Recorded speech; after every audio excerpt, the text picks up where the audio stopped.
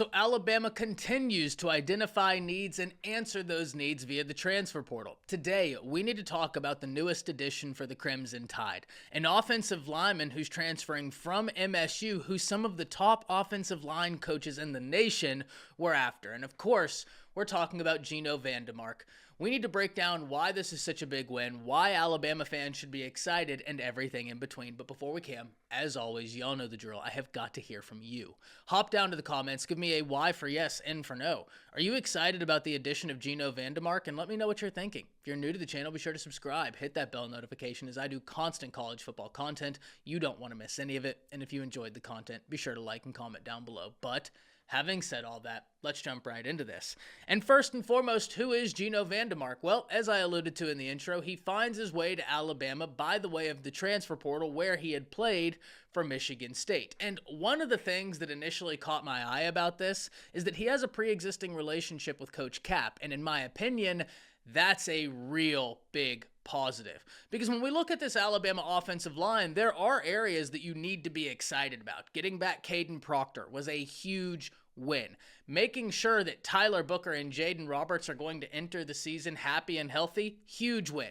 Getting in Parker Brailsford, absolutely huge win. But you want to make sure that you have depth. You want to make sure that you increase the competition. We talk about this all the time, competitive depth. It's something Kalen DeBoer alluded to after spring, where he stated there were certain rooms on this team that they wanted to increase that competitive depth via the transfer portal. And they have been very successful at doing so, not only in terms of identifying needs, but being able to answer those needs. And Geno VanDeMark has experience. And the other thing he has, aside from having a relationship with Coach Cap, aside from having experience, is he has positional versatility. And in my opinion, that's something I love. It's one of the things I loved about Parker Brailsford, because I've been going back watching film of Washington, and as I've said multiple times, you'll see Brailsford at center, where, remember, he was the #1 ranking center in the nation returning for 2024, but they would move him out to guard if need be. That positional versatility allows you to min-max an entire room and get the most out of your 5 offensive linemen. Geno VanDeMark has that as well, where he can play the interior, he can play center, and that's going to give Alabama more options, more depth. And that, to me, is inherently a good thing. And as I alluded to in the intro, this is a guy that some other top offensive line coaches were after. In fact, if you look, there were a lot of predictions that he may end up at Oklahoma. And Oklahoma offensive line coach Bill Bedenbaugh is as successful as any offensive line coach in the nation. Not only in terms of identifying talent, but in terms of developing it. That's a guy that every single year it seems like he's sending an offensive lineman in the first or second round of the NFL draft. You turn around 3 to 4 years later, and that's one of the highest paid offensive linemen in the league. And it's not just at one position. It seems to be constant, and it seems to be all over the place. So anytime Bill Bedenbaugh was after an offensive lineman, anytime he wanted that guy, you can bet your bottom dollar that there's probably qualities that that guy brings to the table that you need to be excited about.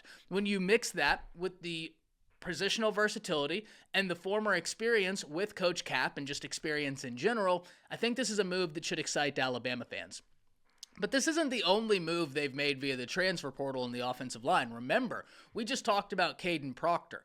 Caden Proctor is one of the top available players in the transfer portal, not to mention the top offensive tackle that was available in the transfer portal. Getting him back into the fold is massive for multiple reasons. Because one of the things we talk about and must acknowledge with offensive lines is that they have got to form a gelling relationship together. What I mean is you don't want to play musical chairs with the offensive line. There's a reason why you'll see defensive lines subbing multiple packages. You'll see wide receivers subbing in multiple packages. With your offensive line, that's a position group that in a perfect world, you set it and forget it because those guys have got to gel. They have got to understand the tendencies of each other to be successful. Luckily, for Alabama fans, this offensive line is familiar with Caden Proctor and vice versa, which means he's going to be able to hit the ground running even though there is a scheme change, and by all accounts, he looks to be in a lot better shape for his sophomore campaign than he was for his freshman campaign. Talent is not the question with Caden Proctor. I'm very excited to see what he's able to do.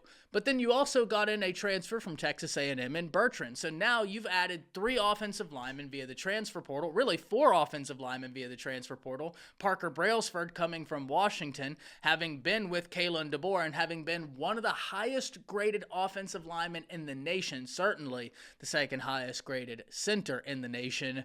This offensive line has been a question for me for a few years now. I've talked about this time and time again, that over the course of the previous 3 years, they've averaged the 99th best offensive line in the nation in terms of sacks allowed, and that's just not acceptable. In fact, if I was to do a poll on my channel and say, hey, an offensive line that ranks 129th in the nation in terms of sacks allowed is going to win the SEC and then take the national champions to overtime, many of you would have called me crazy. However, that's the reality that Alabama fans and college football lived through last year. You had an offensive line that ranked 129th in terms of sacks allowed, yet they won the SEC, yet they played Michigan real close. Now imagine what that would look like if it was just a middle-of-the-pack offensive line. This has been a problem that has faced Alabama since the Doug Marrone days, and it's a problem that must be identified and fixed. So getting in these wins via the transfer portal, I'm here for it. But I can't wait to see how the results start to follow, because if this Alabama offensive line can look more like the Alabama offensive lines of old, watch out. This is going to be an incredibly fun offense to watch. I can't wait to hear from all of you. Hop down to the comments. Let me know what you're thinking. That's it. See ya.